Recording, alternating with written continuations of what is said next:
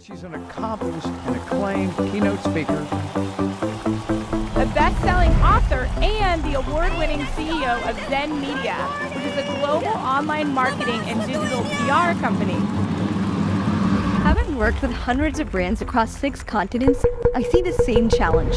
Today's leaders are being called to a new standard, the digital one. Why do people use social media? I thought it was to have a sense of community, to connect with other people, but I was wrong. The number one reason people use social media is to showcase their own identity. But what the research shows is the question you really should be asking is, what does doing business with us allow our customers to see about their brand? You want to understand what's next, but you need to connect it to what now. With so much noise in the world, how do you know where to put your focus and what actually drives results? And how do you do all this at the speed today's business decisions require?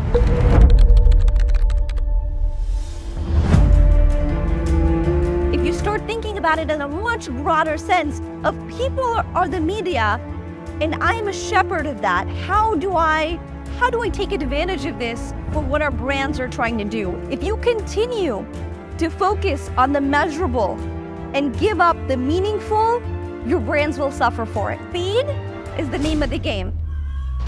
And what this should actually do is give you a lot of freedom, whether it's empowering your leadership team to succeed in the digital age or equipping your marketing team with cutting-edge tactics. That's what I do for organizations just like yours all over the world. This is where the rise of dark social comes in, but now we really see it in its full glory. And the idea is that the way we share information can't be tracked because we're doing it through private channels. But if you look at that and as a marketer say, this isn't working, you really underestimated your content.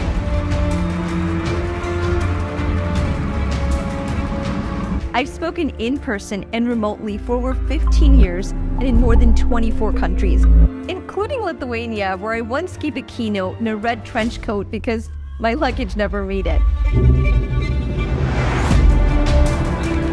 For branding, you always ask what? What do we say about ourselves? Ladies and gentlemen, repetition drives revenue. When I say social media, I'm sure many of you think about platforms such as TikTok or Twitter or Facebook, LinkedIn. What does engaging with us allow our community to say about themselves? Content today moves at the speed of your feed. That business isn't won by the best. It's won by the one that's perceived to be the best. When I'm not busy keynoting, I'm deep in the trenches, working with clients, solving real-world challenges, writing books and articles, recording podcasts and videos with world-class leaders. I share with my audience what is tried, tested, and true. It's not just theory, it's what works in the real world.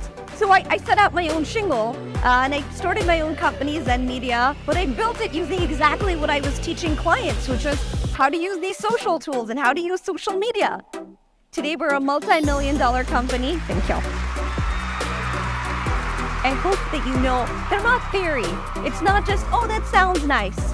You know, these cliches of like, you should be more authentic, you know, my brands really should be more real. But what does that actually look like in the real world?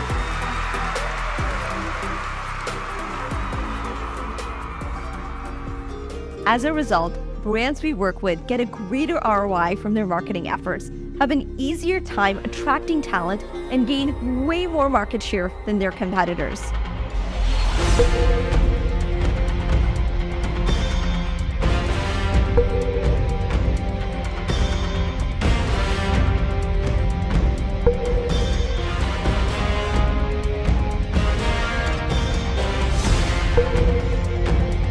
Every time there's something new, there's something better, and there's something fancier, but what doesn't change is the power of people as the media.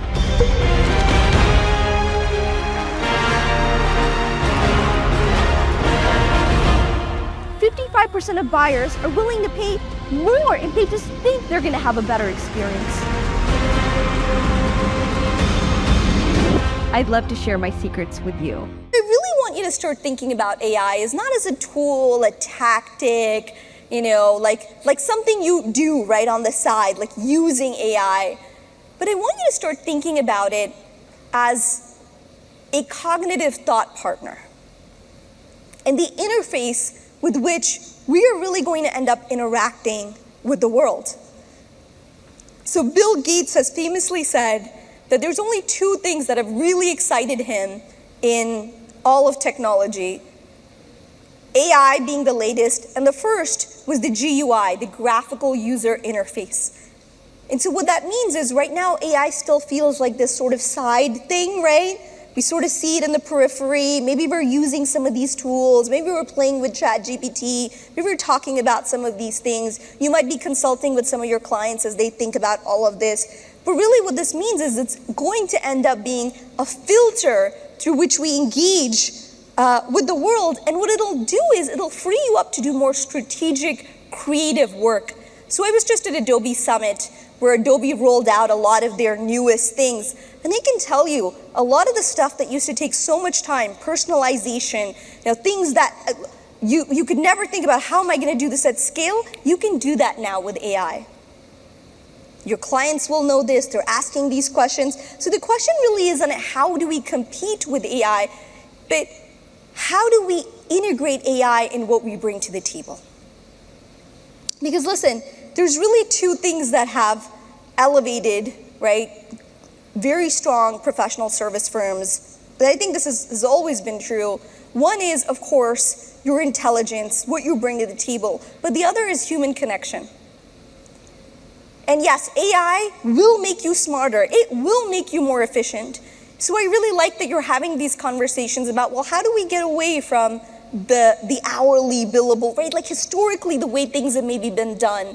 How do we bring more value? Because you will be able to do a lot more in a shorter time frame, but you're going to make that much more valuable for the client. So really, you should get paid for the value that you're bringing, which means you have to think about this differently.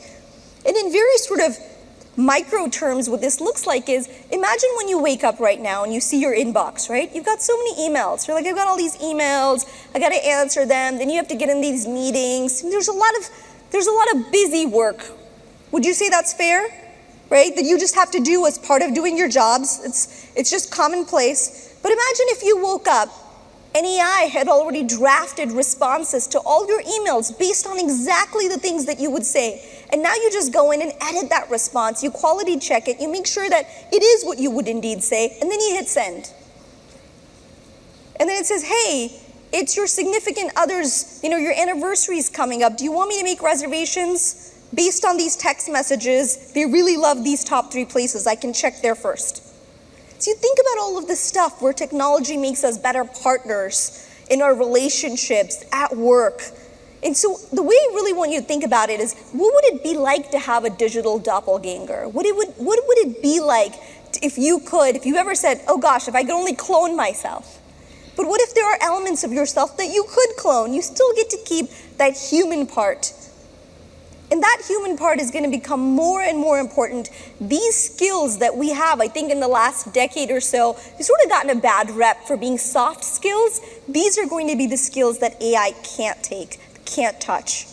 Super, super important. That empathy that you show with the client when you understand, hey, I know this is tough, right?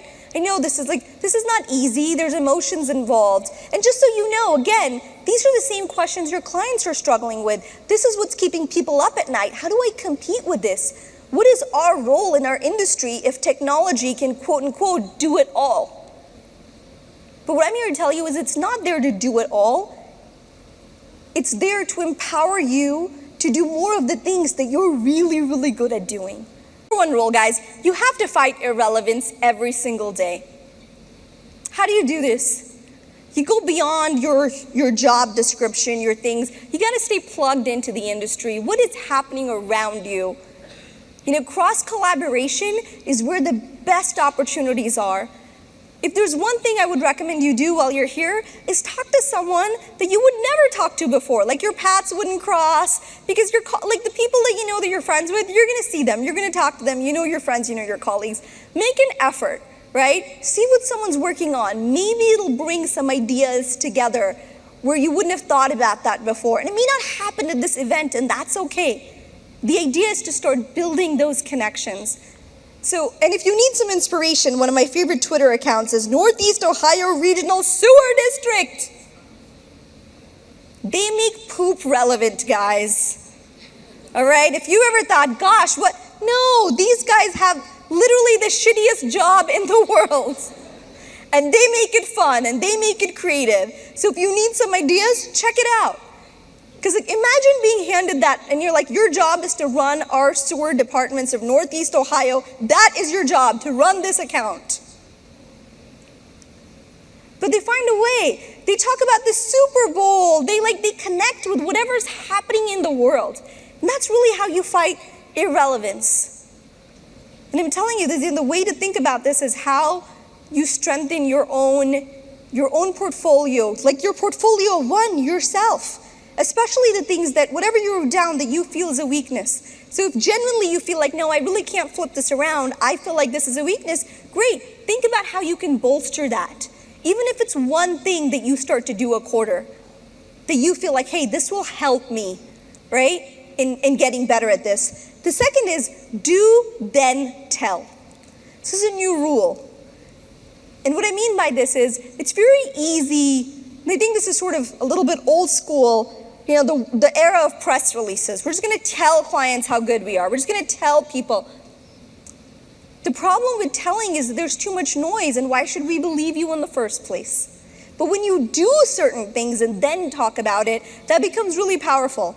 So Chase Business is one of our clients, and Chase is very smart. They make some really good decisions, and one of the things that they did was they asked their customers, what do you need help with in your business? These are their small business customers. Forget banking, like what do you need? How can we help you in your business? It's an interesting question. I wonder how many of you just asked your clients that. Like, forget what we do for you. What else is going on? And interestingly, their customers, the number one thing they said they needed help with was on marketing. Was marketing. So they came to us and they said, here's what we see, and it's all right, cool. Well, what if we create a Bizmobile that goes all around the country and, not unlike the Genius Bar there, has experts that your customers can come in and get a consult on how they can better market their small businesses. And they said, yeah, that sounds like a good idea. And it was a good idea, all the way down from, the Jamie Dimon and so forth, saying this was really cool. It was a very cool project for them. But what was interesting was, a VP said, well, can we put an ATM on this thing? And the team said, no. This isn't about banking. We have they know where we are. This is to help support our customers and show that we are invested in their success. And then they got so much press from this event that it more than paid for their investment in the whole thing, right? So these are kind of the triple wins that you look for. But when you have an idea, when you have something, even with your clients, think about how you can help them do and then tell the story. Not just tell the story. Because what would have happened if Chase just said, we're just going to put a report out and say, our small businesses, the number one thing they care about is marketing. Well, great. But how are we going to help them? What does that look like? And the third rule I want you to think about is developing your point of view. Look, we're about to be inundated with content. It's no longer something that's cool or exclusive, but having your unique point of view, your context, that is what's going to separate you. So much of what Donna was talking about today, about you being a hybrid firm, you questioning a lot of, the way the industry's always done things, you investing in the way you are with your people and with each other, your industry expertise, and saying, how do we become synonymous with these things? Those are all things that are point of view. If you say, listen, if you are in healthcare and you really need to work with someone who understands your industry, that is your point of view, and it is a powerful one. Then it's about amplification, but you need to have that. And in your own personal careers, what is your point of view? What do you believe? What do you believe is true for you to be successful, for you to be successful with your teams? What does that look like? I really want you to start thinking about how can you develop your point of view, even if it's just a line or two, that you say, this is what I believe. And then it becomes much easier to align yourself, because if your point of view is, I want to make sure that I am able to help our clients to the fullest. whether it's something we do or not, like that's my goal, then guess what? BD, marketing, all of that becomes a lot easier, doesn't it? Because it's aligned with your point of view. It's what you believe. Everything else just becomes a vehicle to be able to do that. And I share an example with John Burns because he runs a research and training company in the housing space. And his point of view is very clear. He feels like developers will make better decisions the more informed they are. Right? That is his point of view. So they share all their research. Everything they do aligns with what he believes.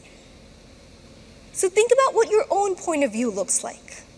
And how would you crystallize that? Here, my name is Shama Hyder, and I am hoping to be your digital Sherpa for the next 25, 30 minutes and walk you through exactly what it's going to take for you to succeed in this post-pandemic era, all right? So I hope you are able to take lots of notes, and at the end of this, I hope that when you go back to your teams, that you go back to your businesses, that you're able to really go back and think about some of the things that we've talked about today, and then most importantly, apply the things that we are talking about, because the beauty of it is always in the application.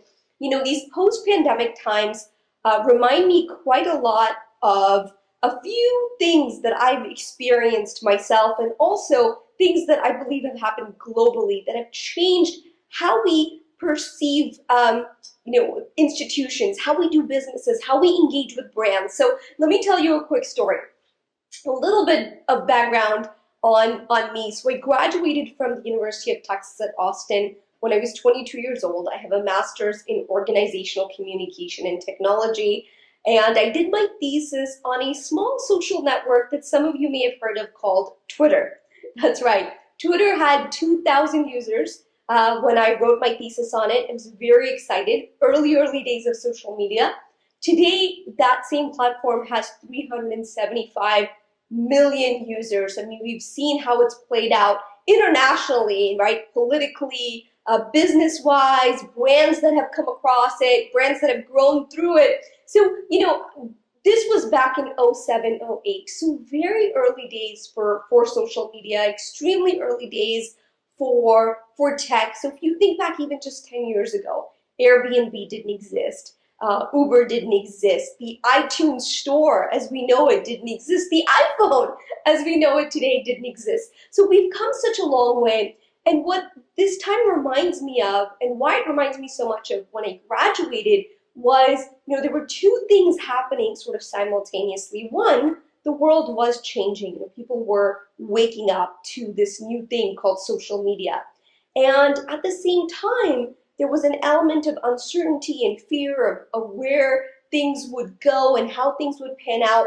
But of course, now I can stand here and confidently tell you that things have turned out pretty well in the last 10 years, at least from a tech perspective, from a brand perspective, of how far we've been able to come just in the last 10 years alone. And you know, what I find fascinating is that all of us, you and I included, have had these moments in life, moments that really change your trajectory, right?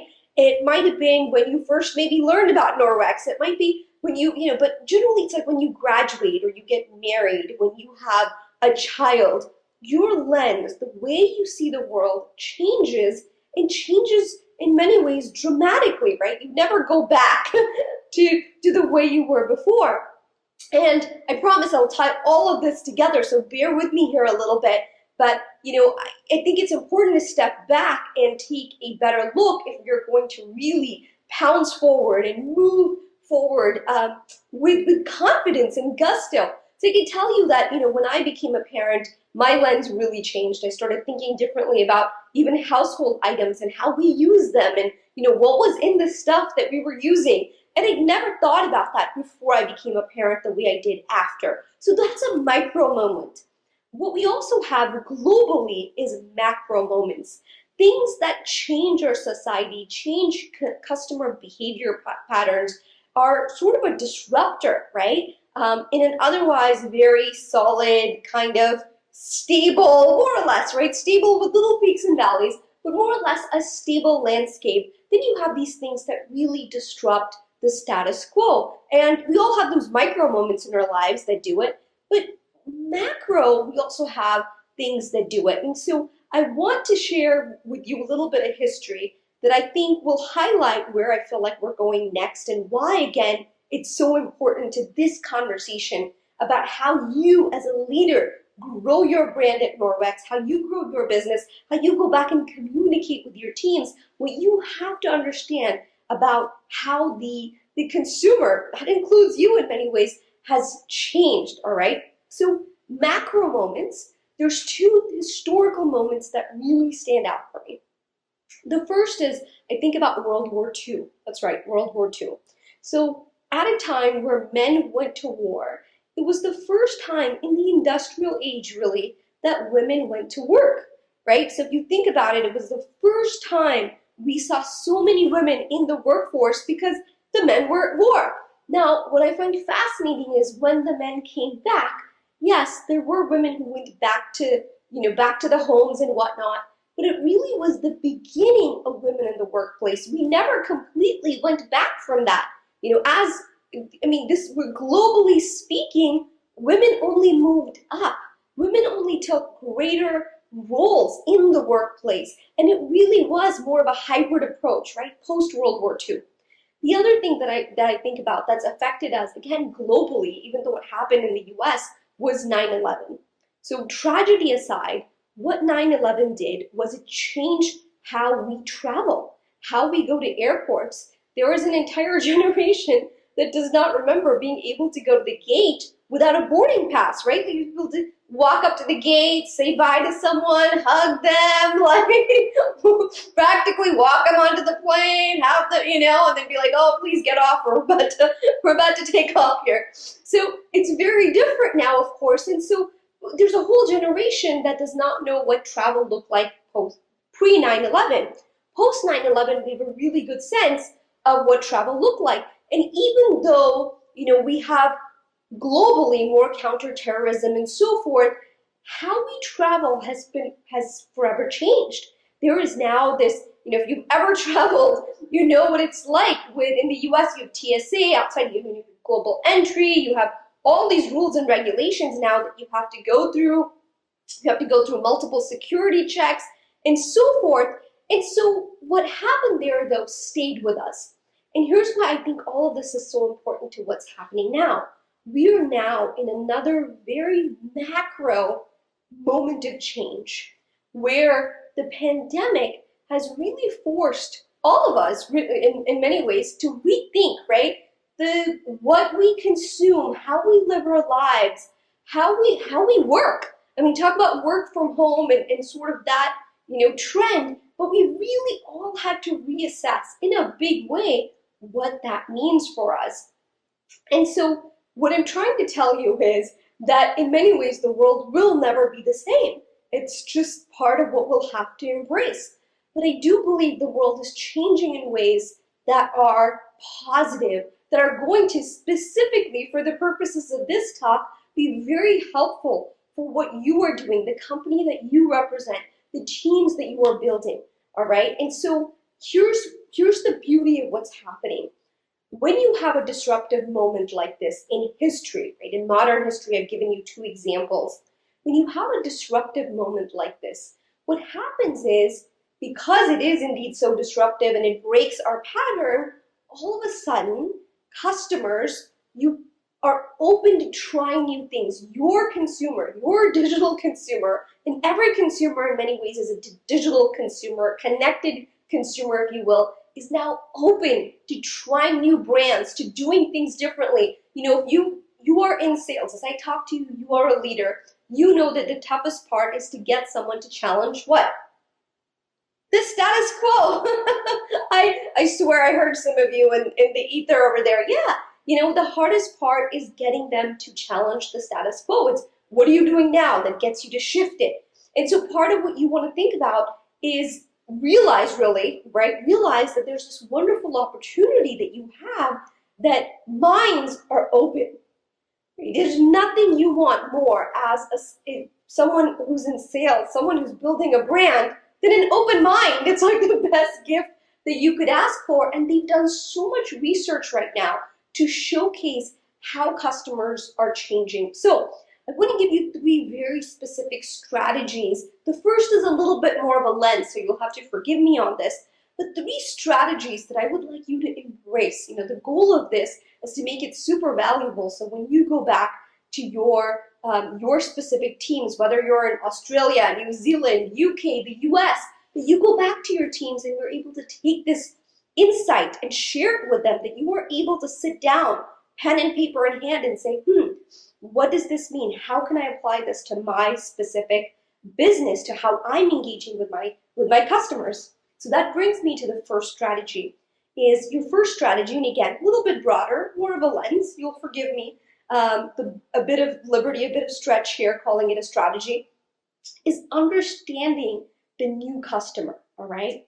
And surprise, it looks a lot like your old customer or old prospect, but they are much, much more open to trying new things. They are questioning the brands they currently engage with. And this is honestly wonderful news. So all of this to say, as business goes back to quote unquote normal, or whatever normal looks like, what you have on your hands is a consumer that is smarter, but more open, more willing to try new things.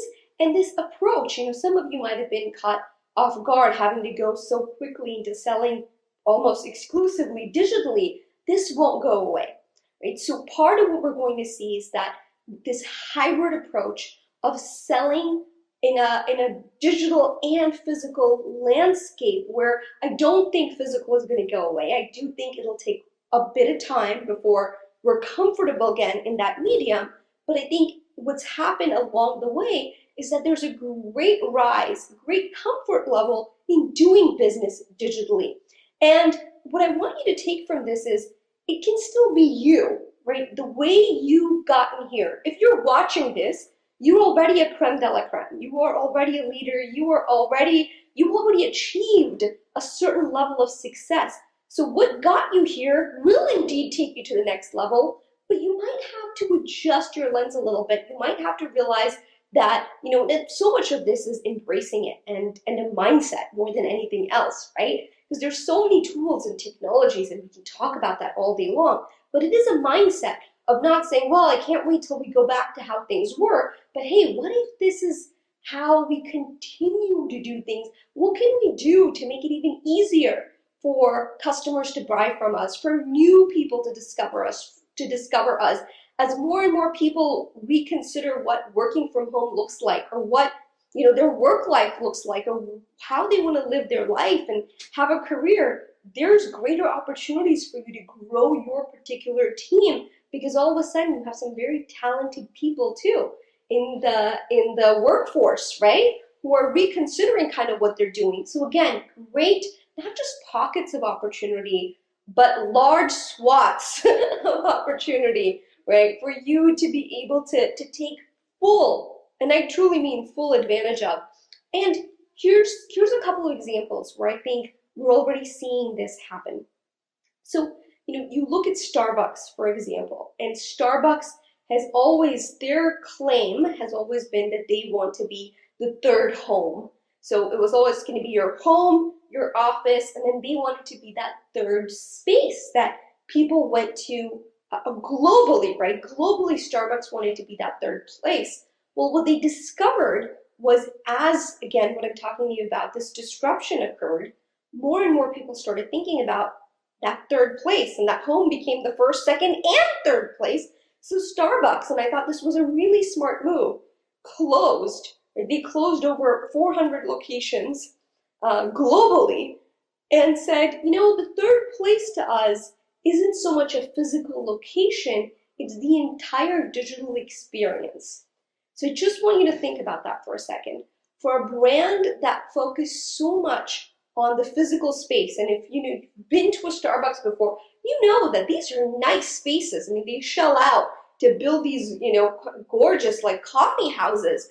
And for them to step back and say, listen, you know what? It's not about the physical space. It's about the experience someone has from the moment they think about, I want a cup of coffee, to ordering it online, to being able to go to the drive-thru, pick it up, right? Or have it delivered. That's the other thing. Even if they're having it delivered, what does that entire digital experience look like? And so if Starbucks, in all their brand and might, can reconsider the very core principles of their brand to better suit the customers of today, what is stopping you? And hopefully that answer is absolutely nothing. And there's so many stats. I've been keeping up with all this research. Most of the research that I look at comes from McKinsey and Consulting, because McKinsey doesn't just look at the US, they look at it globally. And I love having that global perspective. And what they found was fascinating. They found that on average, 60% or more, depending on which country you're in, people were open, switching brands, right? Trying new things, going to buy digitally. In the UK, it was as high as 80%, where folks were embracing buying digitally. And that's huge. In the food and household category in the US, that was a 30% uptick alone. So think about all these changes that are happening and where Norwex fits in and where you come in. So you've got an audience that's much more open to buying online. They're reconsidering their, who they're buying from, what they're buying, what their needs really are, and they're open to change. That's a beautiful recipe for success right there. Understanding what this new customer looks like. And from a tech standpoint, I know a lot of times people say, well, what about differences between Gen Z and millennials and baby boomers? But what you find, what's fascinating right now, is that those differences, especially in sort of a post-pandemic buying, right, when you look at the buying lens and consumer lens, those differences are minuscule to the point where they don't really even matter that much. We as consumers overall, funnily enough, are looking for very similar things. So where before perhaps those differences were quite major, right, in how millennials buy and Gen Z shops. And I'm not saying there's not still differences in tech usage, but I'm saying at the core of what drives us as consumers to choose a brand, to work with someone, those things are actually much more similar than before. This also means if you have your team and you are leading, the things that are going to motivate, you would be better served in looking at your team members individually, what their needs are, rather than making these assumptions of, well, they're millennials, so really what's going to speak to them is the ability to have flexibility and work from home. Well, here's someone who was a baby boomer, so we'll give them a lot of tech help and that should make them feel better.